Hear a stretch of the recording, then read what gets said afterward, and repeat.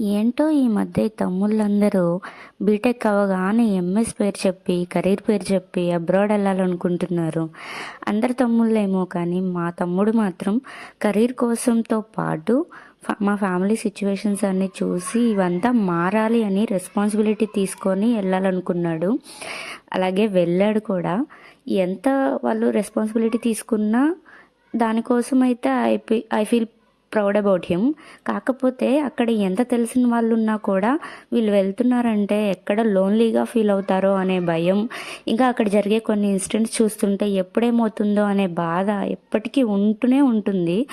ఎంత భయం ఉన్నా ఎంత బాధ ఉన్నా కూడా వాళ్ళ వాళ్ళ కోసం మనం సపోర్ట్ చేయాల్సిందే. వాళ్ళ హ్యాపీ కోసం, వాళ్ళ కెరీర్ కోసం మనం డెఫినెట్గా సపోర్ట్ చేయాల్సిందే కదా.